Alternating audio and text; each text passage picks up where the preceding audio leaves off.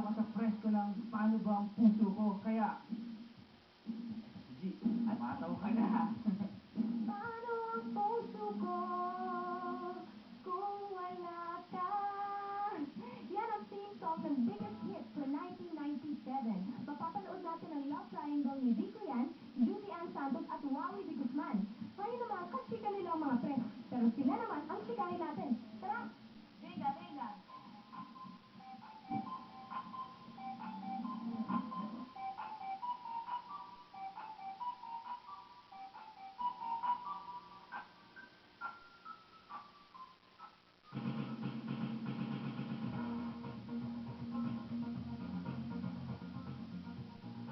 I played the role of Cecil Mandayaw, probinsyana, kababata ni Ruben Magbanwa, which Wally played the role of, and Marte, parang may pagka-seriosong type ng tao na madaling, parang sensitive, gano'n.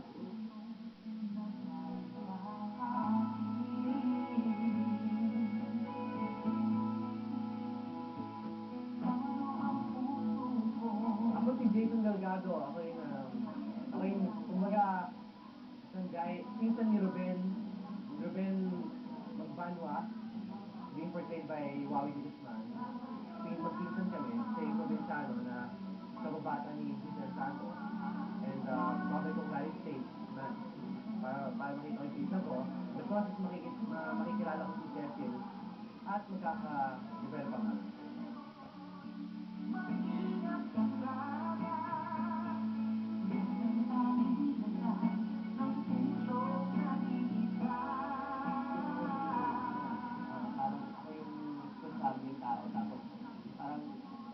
Ginagawa kong baby sa Julia, lahat ng trabaho niya ginagawa ko para sa akin. Pero hindi ko masabi na hindi ko po.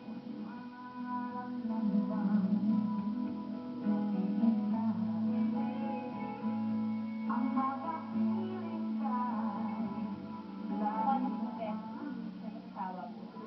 Abangan niyo rin consultation namin ni Wally. Yung reconciliation namin ni Cecil. Saka yung drama ko rin yung dito na very emotional yung eksena.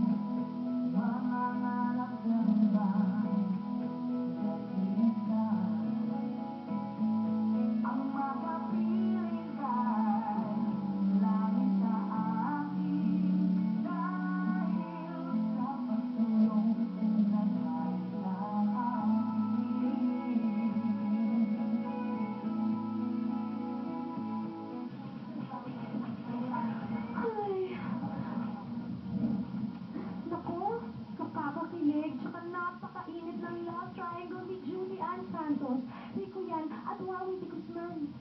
Nakakaingit, ano? Ako kaya, may magtatanong kaya sa akin ng, paano ang puso ko kung wala ka? Mangangarap lang. Kailangan mo ang puso mo. May plano ba kayong Valentine? Alam mo, Rico, ang mga taong walang ka-Valentine ay walang plano. Ngayon, tanungin mo ako kung meron akong plano. Tanungin mo lang. May plano ka ba? Ay, meron! Meron pala. Meron? Sigurado ko meron? Yes, meron. Eh kung meron kang plano, ibig sabihin na may ka-Valentine ka. Wala. Eh, meron akong planong matulog buong hapon ng Valentine. Meron ako inimbitahan. Kaya nga wala siya dito ngayon. Pero turn off yata sa akin. Ah, turn off siya sa'yo. Pero alam mo, Maylene, hindi ko siya masisisi. Rico! Ay ko? Ito mo, first time siya. Ganun yun. Bakit? Pag inimbitahan kita, hindi nagsama. Sorry. Sorry talaga. First time, pero sorry. Ganun. Hindi. Well, yes, ang mga nakaka-turn off is sasagutin dito sa aming gimmick Valentine Talk. Panoorin ito. Oh. Masyadong higa maglakad. Ano ba, parang sa akin, ganun yung dating yan.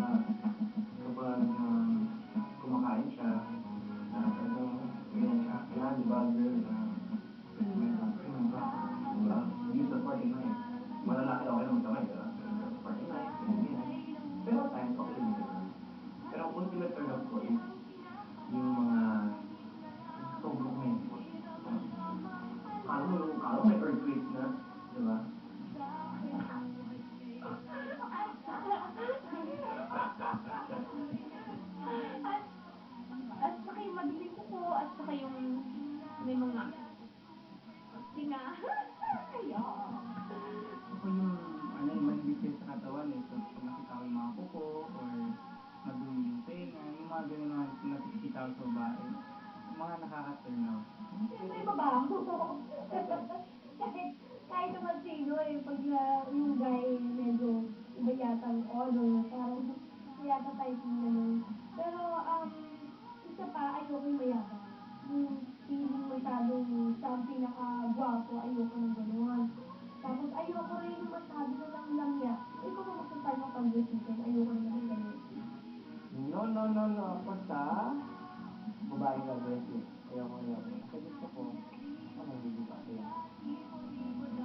Yung sakit. Yun. Yung mga lalam-yalam na yung mga batang nakatago sa sayang ng nanay nila. Yun, yung gano'n. Gusto yung kayang tumigil. Sabi ka ate na sa buhay, lagi mag-makeup kahit hindi kailangan. Tapos, paingit-ingit mo nang magtagalog. Ganun. Siyempre yung madumi sa katawan, saka yung bad breath, saka yung may body odor. Ay, hard. Stress ko, saka, kung nasa